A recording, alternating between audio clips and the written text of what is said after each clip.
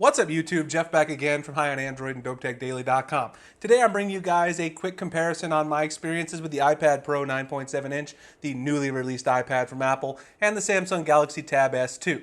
Now I do realize that the Tab S2 has been out for about 6 months, certainly cheaper at this point. It's an older tablet, but these are the two mid-range in terms of the size tablets from Apple and Samsung, the two biggest mobile manufacturers out there. So I think it's a good thing to give them a comparison. When Samsung releases a new tablet, I'll do the same comparison to be fair to Samsung versus Apple. So I just want to give you guys an idea of my experiences. I've been using this tablet for the previous 6 months or so, using it for my lecture notes, my research notes, watching media, my everyday sort of tablet. And then I just picked up the iPad Pro on launch day. That was about 10 days ago, and I've been using it since then for the same purposes. So I just want to give you guys an idea of the overall similarities and differences. First of all, just to give you guys a look at the thinness of the two, you can see that the Tab S2 actually is a little bit thinner than the iPad Pro. I talked about this when I did my unboxing of the Tab S2, compared it to the iPad Air 2. So you can actually see, it's a little hard to see here, but if you go look at the specs, it's by like a fraction of a millimeter, but it is a little bit thinner. It does weigh less, and you can definitely feel that in the hand. The Tab S2 is definitely significantly lighter than the iPad Pro 9.7. But otherwise, in terms of the build, so it is a little thinner, it weighs a little less, but in terms of the build, I would say the iPad Pro has an edge in terms of the build overall. It's got this beautiful glass and metal construction, really sturdy glass and metal construction. You guys see I got the space gray. This is the 128 gigabyte Wi-Fi model. Apple, of course, is known for their great build. The only thing I don't necessarily like is the protruding camera on the back, but I'm not going to take any pictures with my tablet anyway. But that's probably a good reason to not have this protruding camera. The iPad Air 2 had a flat camera flush on the surface on the back, so I don't particularly like that, but it's not the biggest deal in the world. Otherwise, the build is excellent on the iPad. I definitely love the quality that Apple puts out with that. You got the chamfered edges. You can see on the Tab S2, it also has metal. You can see on the back here, I've got the gold version of the Tab S2, but the metal just doesn't feel quite as sturdy, not as high quality in my opinion, doesn't feel as premium. Also, the glass on the front of the Tab S2, not that it feels cheap, but it does give you a high reflectivity. So that's the next thing I wanted to get into anyway, is the display. And you can actually see here with these two tablets on my desk, with the studio lights here shining on them, you can see the reflectivity on the Samsung display versus the Apple display. The reflectivity on this display is much, much less overall. So in terms of the build, I definitely prefer the iPad Pro 9.7 inch. It is a bit heavier, which makes it difficult to sort of handle for long periods of time when I'm using it for lecture notes, but otherwise no issues on that.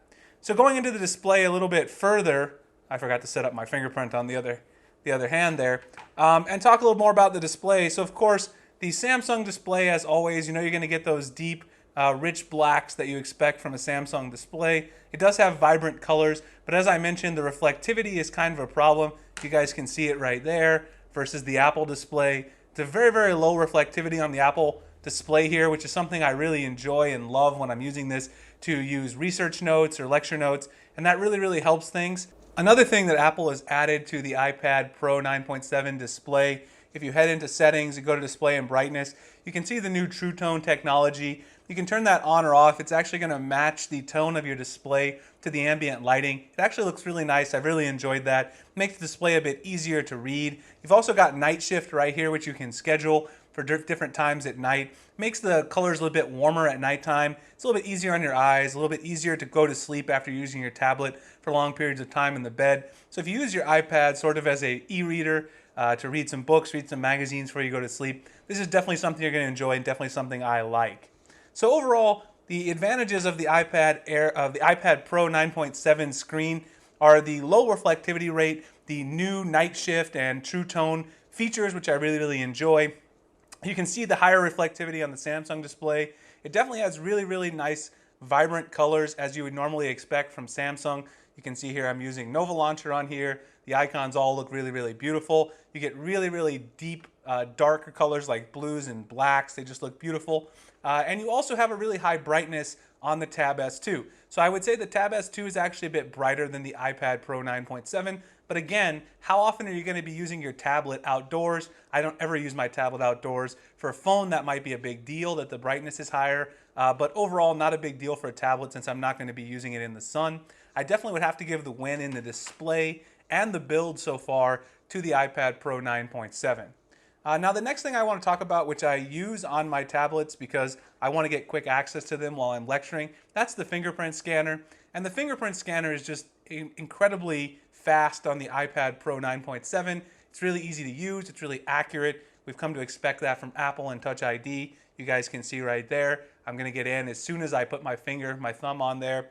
If you set up multiple fingerprints, it's going to be even better. It's going to sort of adapt to your finger over time, and it's going to be really easy to use.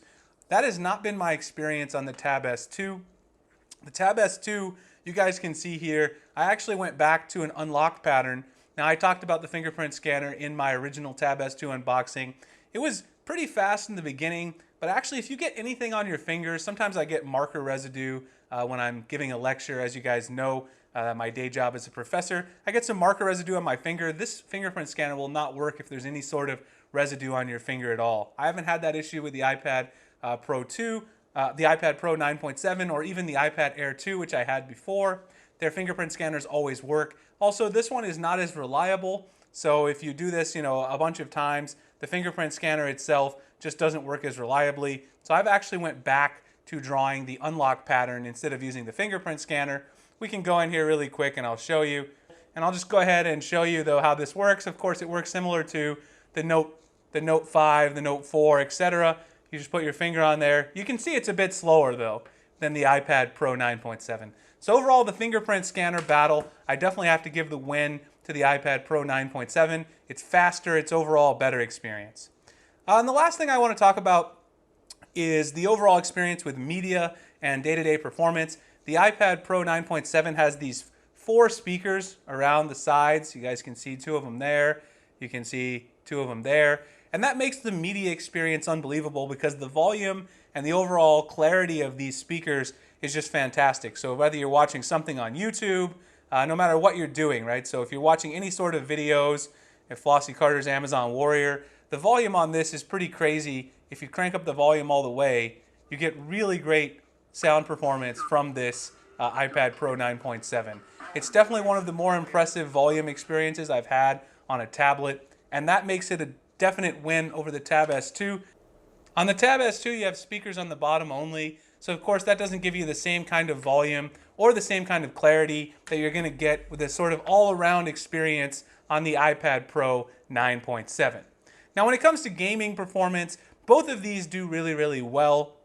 But there are just more games that are optimized for tablets. You can see there in my arcade on the iPad Pro 9.7 than they are on the Tab S2. And overall, that's just the issue when it comes to apps.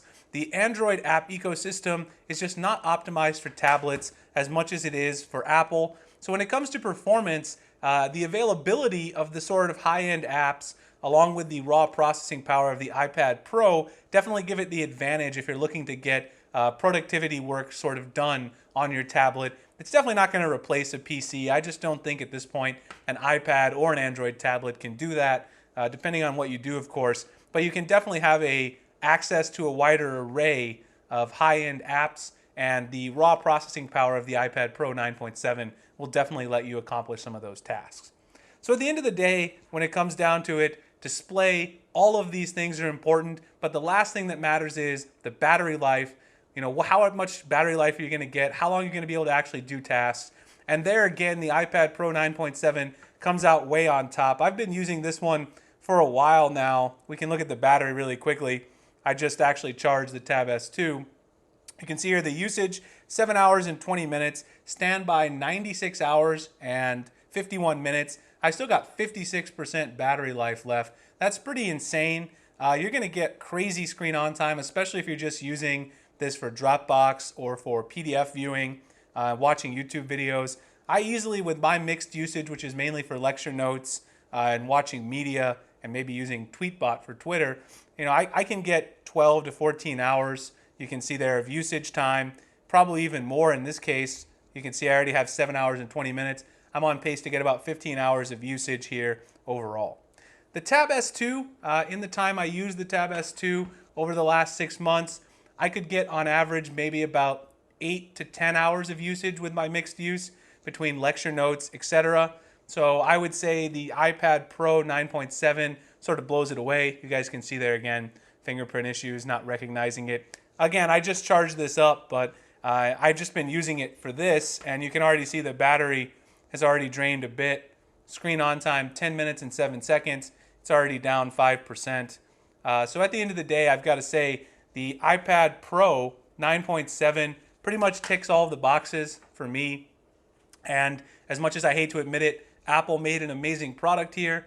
This is definitely the tablet I'm going to use for my default tablet going forward. I really like the battery life, the performance, the speakers, the True Tone display, the low reflectivity. Everything that Apple did sort of makes this a great tablet. That combined with the amazing iOS ecosystem, which has a lot of tablet optimized apps. All right, guys, so I hope you enjoyed this video. If you think I'm being way too unfair to Android, I'm sure you guys will let me know in the comments. Definitely drop me a comment below. You can find me writing over at dopetechdaily.com, also at Twitter, Instagram, Google+, the links in the description. I really appreciate you guys checking out this video. Please give me a thumbs up and subscribe if you haven't already, and I will see you guys in the next one. Thanks for watching.